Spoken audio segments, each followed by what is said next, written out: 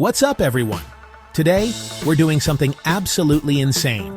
We're going to show you how to not ruin your dream vacation. Imagine saving up for years, flying halfway across the world, only to make one tiny mistake that gets you in huge trouble. It happens more than you think, but don't worry, I've got your back.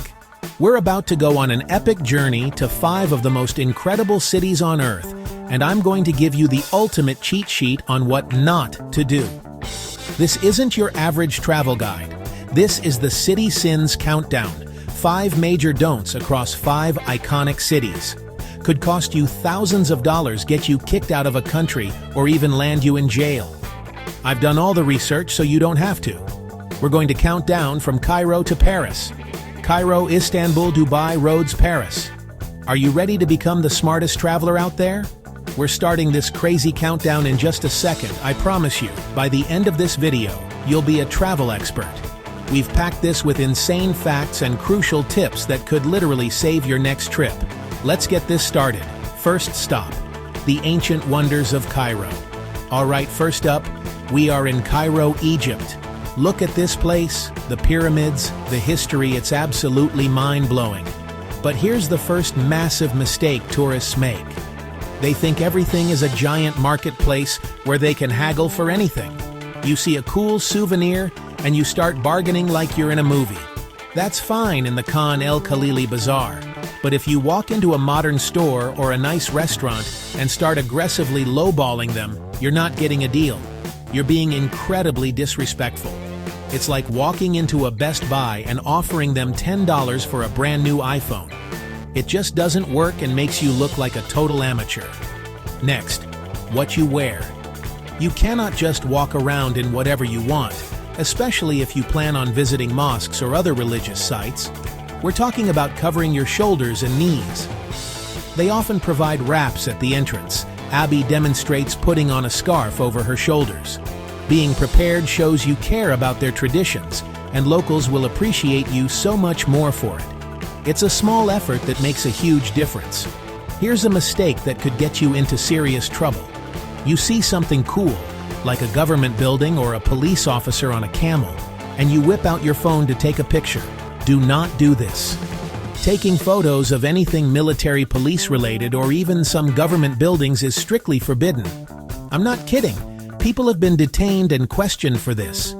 Your cool Instagram shot is not worth getting your passport taken away. It's a massive risk for a tiny reward. And finally, a simple rule of thumb. People are not tourist attractions.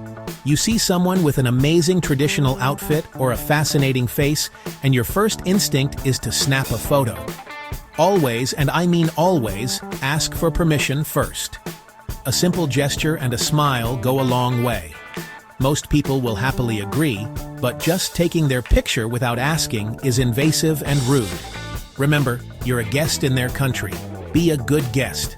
So, to recap Cairo, bargain respectfully, dress modestly, don't photograph officials, and ask before you snap. We've left the desert. Now we are in Istanbul, Turkey. This city is literally where East meets West, and the culture is just as incredible as the views. But with great culture comes great responsibility. The number one mistake here is messing up mosque etiquette. We're talking about places like the Blue Mosque, which is breathtaking. You can't just stroll in with your shoes on. You have to take them off. There are designated spots to leave them. It's a sacred place. Walking in with dirty shoes is the ultimate sign of disrespect. It's like wearing muddy boots on someone's brand new white carpet. Dressing modestly is key when you enter a mosque. For women, covering your head, shoulders, legs. For men, long pants, no tank tops. People are often actively praying inside. You need to be quiet and respectful. Don't talk loudly, don't laugh, and don't walk in front of someone who is praying. It's a place of worship, not a museum. Be mindful, be quiet, and soak in the peace and beauty. Being a respectful visitor will make your experience 1,000,000 times better. Public displays of affection, PDA, can get tourists in awkward situations. While parts of Istanbul feel modern, Many areas are conservative. Holding hands is generally fine. Kissing in public is not. Being overly touchy in public is not. It can make locals uncomfortable and draw disapproving stares. Play by local social rules. Save the romance for your hotel room. Last but not least, bargaining in the Grand Bazaar. It's a huge part of shopping and can be fun. There's a right way and a wrong way to do it. The wrong way is being offensive, offering tiny prices like 10% of asking. That insults the vendor and their craft. These people are making a living. Start by offering around half and meet in the middle. Be friendly, smile, have fun. Don't try to cheat them.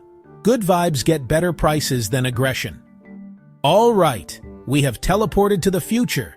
Welcome to Dubai. This place is insane. The tallest building in the world. Man-made islands. Supercars everywhere, a playground for the rich and famous, but it also has some of the strictest laws. The biggest rule is about alcohol. You can only drink in licensed venues, hotels, clubs. Do not drink in public or be visibly intoxicated. Getting caught drunk on the street can mean huge fines or arrest. They do not play around with this. Public behavior is watched very closely. No PDA. It's on another level. Public displays beyond holding hands can land you in jail. Zero tolerance. Swearing, rude gestures, loud music. Remember, it looks like Vegas, but laws are strict. Be respectful and low-key in public party inside resorts, not on the streets. Ramadan, rules change. If you visit during Ramadan, you cannot eat, drink, or smoke in public from sunrise to sunset. Eat, drink, smoke. This applies to everyone, including tourists. You can be fined. Most restaurants closed. Daytime hotels will have designated areas. Be respectful and discreet. Be a good visitor. Don't photograph people, especially women, without permission. This also applies to buildings. Government buildings, palaces, private residences. If you're not sure, don't take the picture. Better than ending up in a police station over a sheikh's palace. Dubai is amazing. Respect the law to the letter. We've gone from the super modern to the super ancient. We are in Rhodes, Greece, one of the most beautiful islands in the world. Look at this history. The old town is a literal maze of medieval streets. But here's the problem. Some tourists treat these priceless historical sites like a jungle gym. The number one sin here is disrespecting the archaeology. This means no littering, absolutely no touching or climbing on the ancient stones, and not taking souvenirs. These sites have survived for thousands of years. Don't be the person who damages them for a selfie. It's not just disrespectful, it's illegal, and you can get a massive fine. The next point is about noise. You're wandering through these charming, quiet neighborhoods with whitewashed walls and beautiful flowers. The locals, many of whom are elderly, are trying to live their lives peacefully. The last thing they want is a group of loud tourists shouting, laughing, and acting like they're in a nightclub. These are people's homes, not just a backdrop for your vacation photos. Be mindful of your volume, especially in the afternoon siesta hours and late at night. The local rhythm is much slower and quieter, and you need to match that energy to be a good visitor. Now for a mistake that's more about being smart than being polite. Many tourists arrive in Rhodes, especially outside the main tourist hubs, and just assume everyone speaks perfect English. Walking into a small local taverna or a village shop and just starting to speak English loudly and slowly is not the way to go. It comes off as arrogant. Learning a few basic Greek phrases is one of the best things you can do. Yassas efkaristo parakalo. It shows you're making an effort, and it will be appreciated more than you can imagine. Finally, you need to sync up with the local rhythm of life. Things in Greece, especially on the islands, don't operate on a 24/7 instant gratification schedule. Shops might close in the afternoon for a few hours for siesta. Dinner is often eaten much later, around 9 or 10 p.m. Don't get frustrated if service at a restaurant is more relaxed and slower than what you're used to. It's not bad service, it's just the culture. They believe in enjoying the moment, the food, the company. So don't rush. Order another drink, relax, and embrace the island time. That's the real vacation. And for our final city, we are in Paris, France, the city of love, lights, and rude people. That is the biggest myth and the biggest mistake tourists make. They arrive expecting Parisians to be rude, and then they act in a way that causes Parisians to be rude to them. The truth is, Parisians value politeness and etiquette. Many tourists are loud and obnoxious. They block the entire sidewalk to take a group photo. They shout on the quiet metro. They treat the city like their personal theme park. If you're considerate, you'll find Parisians are actually welcoming. Here it is. The single most important tip for Paris. You must greet people when you enter any establishment. A shop, a bakery, a restaurant, anything. You walk in, make eye contact, say bonjour or bonsoir in the evening. It's the basic price of admission for any social interaction. If you just bark your order, expect chilly service. Saying bonjour is like a magic key. Don't forget it. Now, a practical sin: being careless. Paris has pickpockets. They target distracted tourists at places like the Eiffel Tower, the Louvre, and on the metro. People walk with backpacks wide open, phones sticking out of back pockets, bags hanging off cafe chairs. You're an easy target. Keep valuables secure. Wear your backpack on your front in crowds. Always be aware of your surroundings. Don't let a thief ruin your trip. Lastly, don't be a stereotypical tourist. Don't eat only at restaurants next to big monuments. Walk a few blocks for authentic food. Don't spend your whole trip in lines. Explore different arrondissements. Find a small park. Sit at a cafe for 2 hours and watch the world go by. Don't rush through Paris. The real magic is getting a little lost, discovering a hidden courtyard, and feeling, for a moment, like a local. That's how you truly experience Paris. And that is it. 5 cities, 5 massive mistakes you will never make again. We went from the ancient sands of Cairo to the romantic streets of Paris.